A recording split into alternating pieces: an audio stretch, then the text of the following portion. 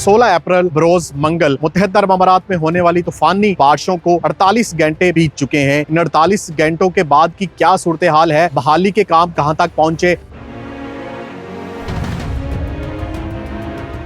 नाज़रीन, उस तूफानी बारिशों को 48 घंटे गुजर चुके हैं और अब तक की जो सूरत हाल है दुबई और शारजा और अमारात की बाकी रियासतों की, तो 48 घंटे के बाद जो है वो अब तक मुत्तहिदा अरब अमारात में तकरीबन 90% बहाली के काम मुकम्मल हो चुके हैं और निज़ाम ज़िंदगी बहाल हो चुका है। दुबई की अगर मेन शाहराहों की मैं बात करूं तो उनमें शेख जायद रोड, शेख मोहम्मद बिन जायद रोड, अल खेल रोड, ये तमाम रोड जो हैं वो ट्रैफिक के लिए खोल दिए गए हैं, मुकम्मल तौर पर क्लियर हैं और इन पर ट्रैफिक रवां दवां है। चंद एरियाज दुबई के ऐसे हैं जिनमें पानी अभी भी मौजूद है। दुबई पुलिस की जानिब से भी कल सोशल मीडिया पर एक वार्निंग जो है वो जारी की गई, जिसमें गाड़ियों के मालिकान को जो है वो मुतला किया गया। वो गाड़ियों के मालिकान जो उस रात, तूफान की रात, गाड़ियां जिनकी फंस गई थी बारिश में, पानी में, और वो रोड्स पर ही गाड़ियां छोड़कर घरों को चले गए, उनको ये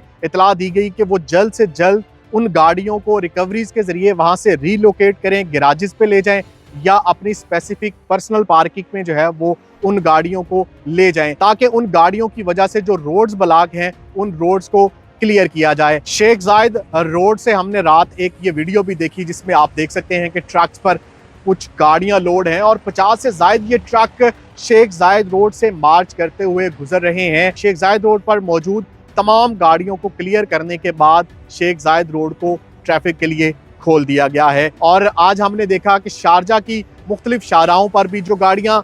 बीच सड़क लोग छोड़कर जा चुके थे, वो गाड़ियां भी आज वहां से उठाई जा रही हैं। हमने कुछ रिकवरी ड्राइवर से भी बात की। रिकवरी वो गाड़ी होती है जिस पर एक बंद गाड़ी को, जो गाड़ी स्टार्ट नहीं हो सकती, उस गाड़ी को उठा के रिकवरी पर लोड किया जाता है और फिर गैराज या किसी दूसरी पार्किंग में शिफ्ट किया जाता है। तो हमने कुछ रिकवरीज के ड्राइवर से भी बात की। उनका भी यही कहना है कि मंगल के रोज से लेके अब तक रोजाना हमें सैकड़ों कॉलें मौसूल होती हैं मुख्तलिफ गाड़ियों के मालिकान की तरफ से, जिनकी गाड़ियां बीच रोड या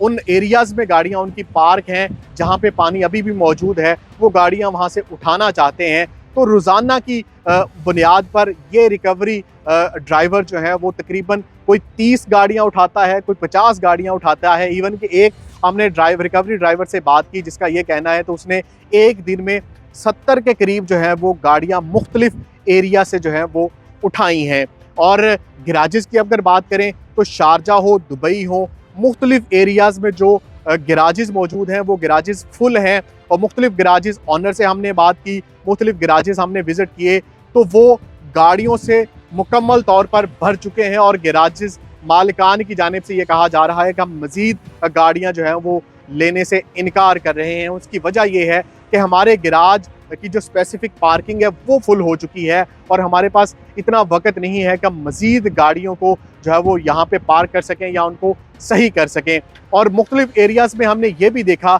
जिन एरियाज़ में अभी भी कुछ पानी मौजूद है, कुछ लोग जो है वो अपनी मदद आपके तहत डिफरेंट जो इलेक्ट्रीशियंस हैं या जो गाड़ियों के मैकेनिक हैं उनको अपनी गाड़ियों में बिठाकर वहाँ पे लेके आते हैं जहाँ पे उनकी गाड़ी पार्क थी, जो उस रात उन्होंने छोड़ी है, उस गाड़ी को वहीं पे स्टार्ट करने की कोशिश की जाती है ताकि वो स्टार्ट हो जाए और वहाँ से वो गाड़ी निकाल कर अपनी पार्किंग में ले जाए। तो शारजा की अगर मैं बात करूँ तो शारजा में भी तकरीबन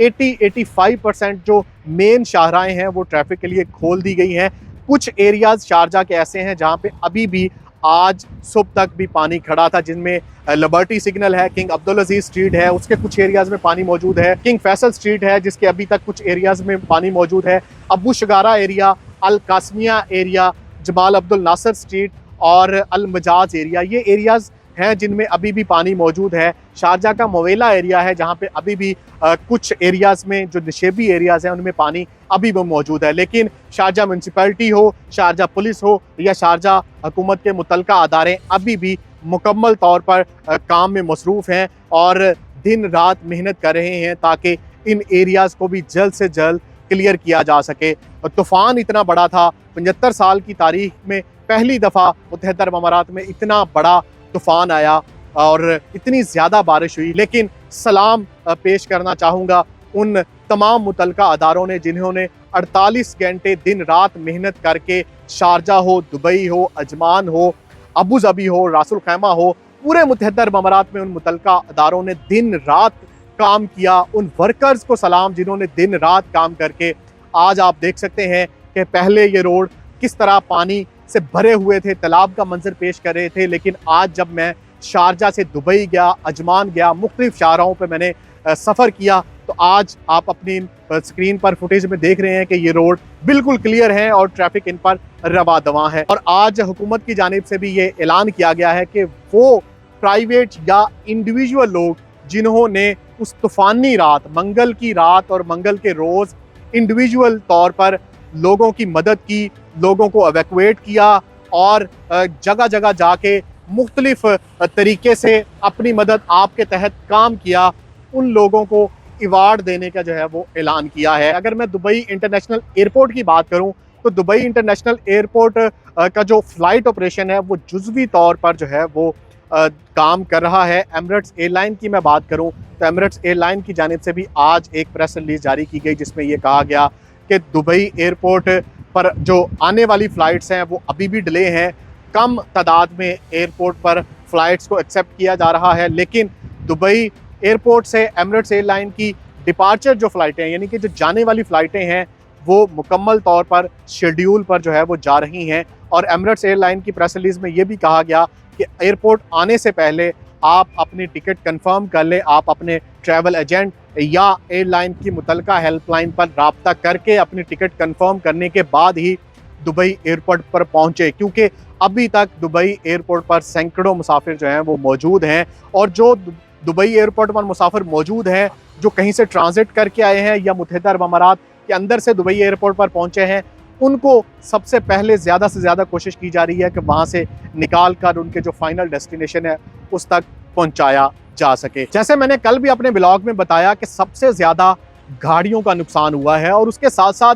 वो नशेबी इलाके जहाँ पे पानी लोगों की दुकानों में चला गया, मुख्तलिफ जो रेस्टोरेंट है उनके अंदर भी पानी चला गया। तकरीबन 2 रोज़ तक लोगों को अपने कारोबार भी बंद रखने पड़े और उनको सफाई सुथराई का काम करना पड़ा, पानी निकालना पड़ा। कुछ लोगों का हमने ये भी देखा कि जो इलेक्ट्रिक जैसे फ्रिजेस हैं और कुछ जो उनके इलेक्ट्रिक इक्विपमेंट है वो ख़राब हुए, तो नुकसान तो हुआ है। अगर मैं